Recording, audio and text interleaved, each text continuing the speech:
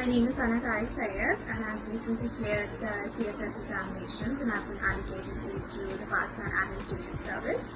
I am 47th across Pakistan and 3rd from Sindh Urban.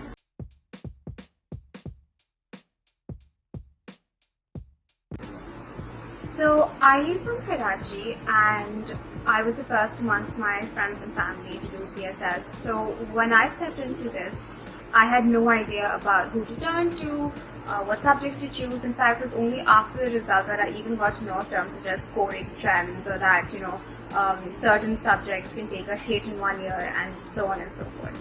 So I think when it comes to choosing subjects, my advice to people would be to just please choose the subjects that you think you can do best in. For instance, I had European history, and so many people around me, this was a time when US history was at its zenith, and people used to be like, no, just take US history, it's very scoring, the syllabus is really short. But I didn't listen to them. I knew that European history was something that I really wanted to do. It was something that I've already done. It's something that I have aptitude for. And so I went ahead and I took it, and I don't regret it. If I had to do this over again, I would choose the same subjects that I chose this time around. And so it's good to ask people for advice, but at the end of the day, I think everybody, while they're choosing their subjects, should keep in mind their own aptitude and their own skills, and then go for it.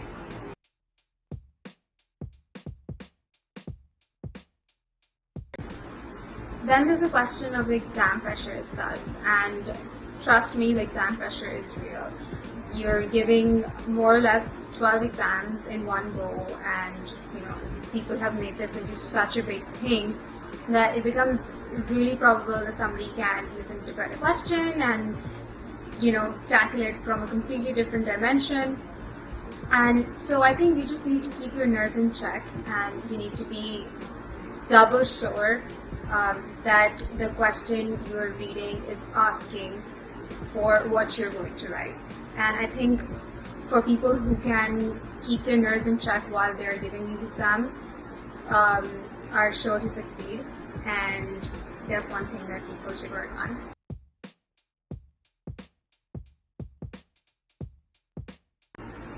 Another thing that I want candidates to do is to start asking the right questions. Because you see, ever since the results came out, I've been inundated with questions like, okay, how many months did you devote to studying for this? How many hours a day did you use to study? And for all these questions, I just have to say that there's no right answer for this. I mean, I could be super brainy, which by the way I'm not brainy at all, and it could take 2 hours to finish a topic, whereas you could take a whole day to really absorb it. It doesn't mean either of us have the recipe to success that everybody needs to emulate. It just means that different people work differently. And so I request to everybody, start asking people the right questions. Start asking them what books to avoid. Start asking them which books to read. Start asking them which sources should we go to, or what are the type of angles from which we should be looking at questions, or anything like that. I'm not expert, but then we really need to start asking people the right kind of questions instead of just asking them or comparing their timetables when it comes to studying, because everybody functions differently. Everybody takes their own time, and we really need to realize that. Also, make sure that you're asking the right people for advice. And of course, I'm not speaking for everybody here, but when you ask freshly allocated people for advice, there's a certain level of euphoria still attached to us. And again, not speaking for everybody, but either we're bound to tell you that things are more difficult than they actually are, or we'll tell you vice versa. So don't put people like us on a pedestal too much. It's just an exam that everybody can clear and pass. It just needs to be in the cards for you. You just need to spend your best effort into it and give it your best go.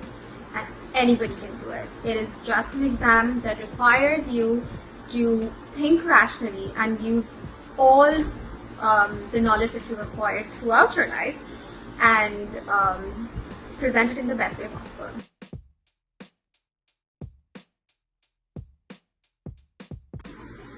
And last, of course, we know that the exam is held in English.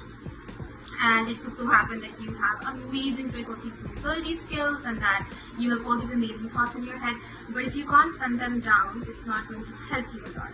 So a certain level of proficiency when it comes to the English language is required. Of course, this in no way means that you need complex vocabulary. I don't mean that. Just make sure your sentence structure is readable, and you're good to go. Having said that, I wish everybody the best of luck. Inshallah, may you get what you deserve.